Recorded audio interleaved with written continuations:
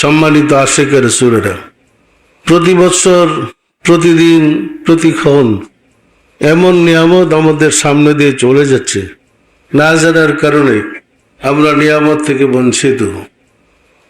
সামনে আবার আমাদের কাছে আসতেছে পবিত্র ঈদে মিলাদুন্নবী।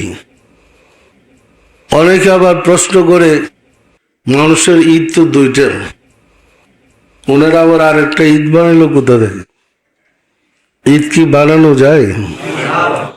আল্লাহ দয়া করে না দিলে নিজে নিজে কি ঈদ বানানো যায়? আসলে ধর্ম না জানার কারণে যেটা প্রকৃত ঈদ হওয়ার কথা ছিল, আমরা সেই ঈদকে পালন করছি না।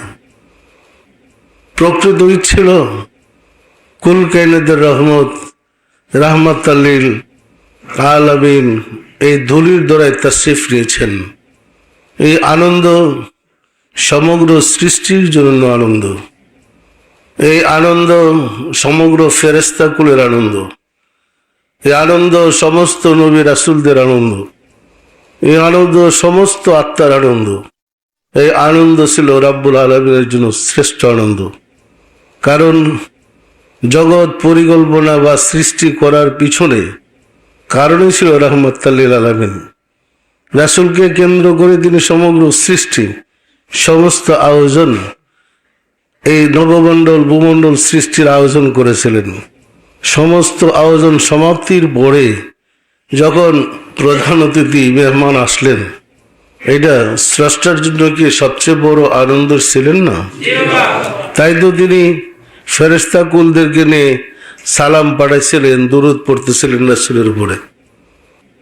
সম্মানিত আশিক রাসূলেরা, আমরা না জানার কারণে দেখবেন ঈদে মিলাদুন্নবী থেকে বঞ্চিত হচ্ছে।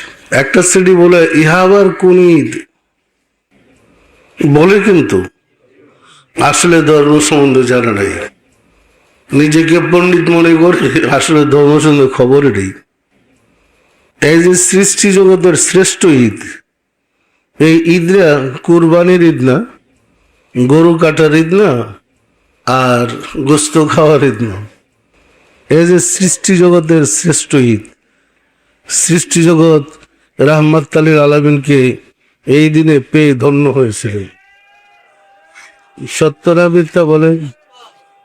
আমরা যদি মহব্বতের সাথে এই দিন পালনের লক্ষ্যে এখন থেকে আয়োজন করি, বাসায় বাসায় মিলাদ পড়ি এবং আমরা এই দিনটাকে স্বাগতম জানানোর জন্য জোরে ব্যবস্থা করি, এতে রাব্বুল আলামিন রাহমাতাল্লিল আলামিন কি খুশি হবেন না হবেন না? সুতরাং আমাদের ধর্মটি হয়েছে মালিককে খুশি করা।